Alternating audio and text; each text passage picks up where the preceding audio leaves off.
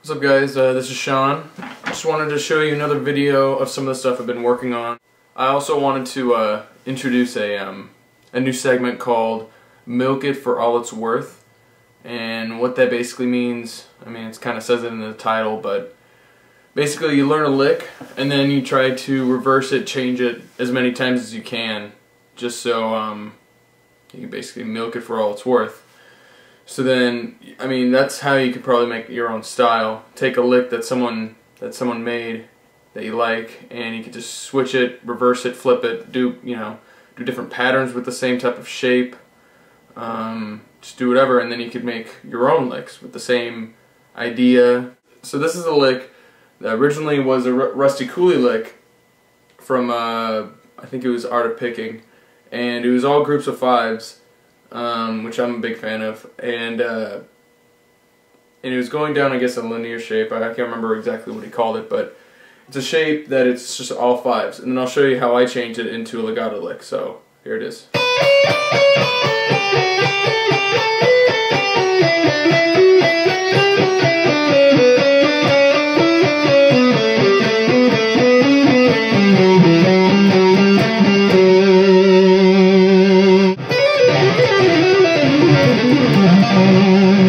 So here it is slow.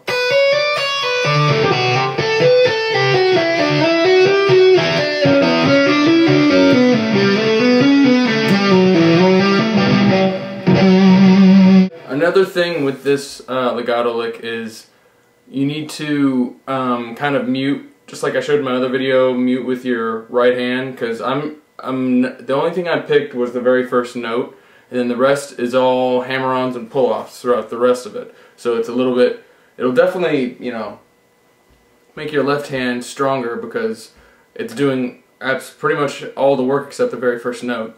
So another thing too is when you're playing, I have the tendency to, since I'm going fast, I want to be light on my fingers, kind of like light on your feet, but light on your fingers, so you don't hit it as hard. But with this technique you have to. So it makes it so then it'll make your left hand strong as well as fast. So then, I mean, you'll be a better player. So it's a good startup exercise too, because whenever you start playing, you definitely want to warm up the left hand before you start the right hand and start syncing up the left and right hands, because you don't want to blame your right hand just because your left hand's not warmed up yet. So you definitely want to warm up with some legato licks. That's what I usually do, just to warm it up. Here's another legato thing. It's a tapping. It incorporates legato, incorporates string skipping and tapping.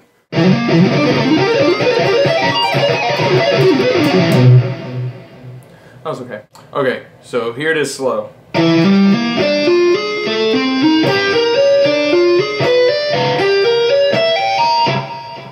Okay, so that's the going up part. Okay, so the going down part's, I think, the hardest part. Just because when you tap, your fingers are pushing off, so when you push it off, the strings are going to naturally ring out. So here it is, I'll show you. So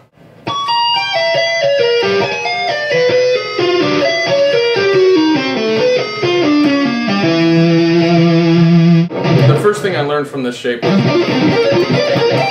that whole shape. I mean, that's almost that's pretty typical with some of the stuff that I play. So what I wanted to do is incorporate some tapping. Anyways, but I mean, you could expand the ideas, put in different shapes, put in another big thing too that I notice is, if there's a certain pattern like this.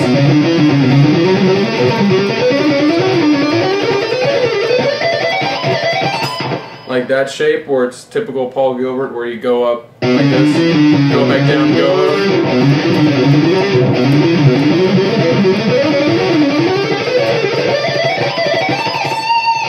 So if you have like a shape like that, you could incorporate that in something like this. So you can go.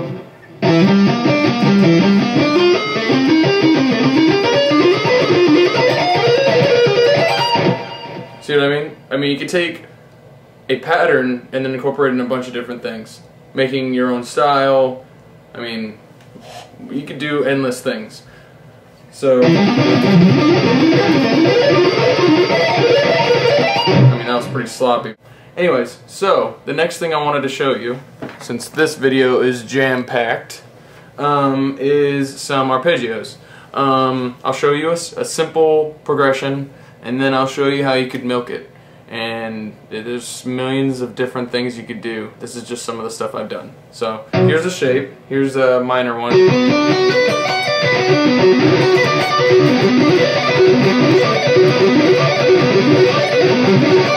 So that's the minor one. Many people are probably used to that one. Here's a major one.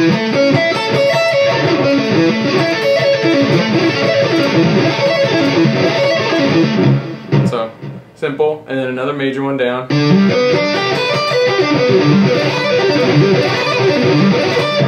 And then a kind of diminished sounding one, but it's basically the same shape as the major ones.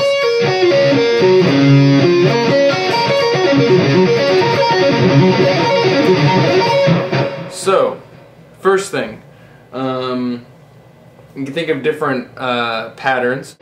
So you could go like this.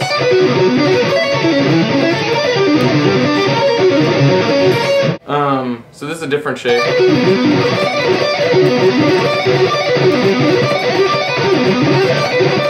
So you could do like a, I guess the person that made it most famous, I would say, I guess,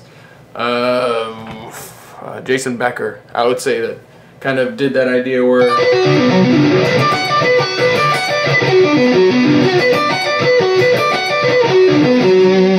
you would go up, down a little, down halfway, go back up, back all the way down.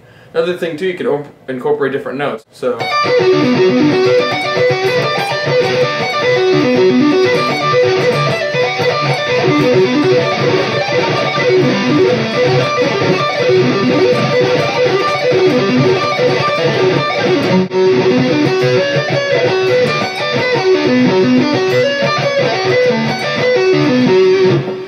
the hard part of this shape is that you have to hammer on the ninth. So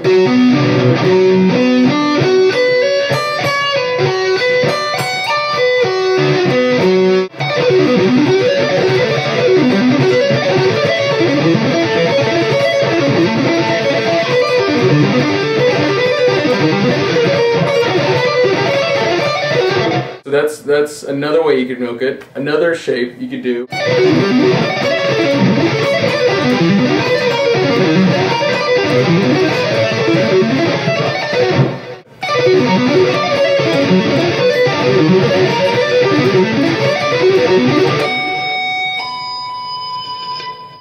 Again, this is just the first installment of Milk It for All It's Worth. I'll just take a shape or a pattern that I learned and then expand it, do different things with it, show that, you know, you can make a million things out of one pattern. Just incorporate like as many techniques as you can without making it obviously a clusterfuck, but you want to take as much as you can from the lick and make even more. I mean, that's how you could expand and make more interesting sounds out of stuff. I mean, it's simple to do, it's just exploring and taking your playing to the next level. I mean, there's been so many things that have been done already that it's hard to create stuff that's new.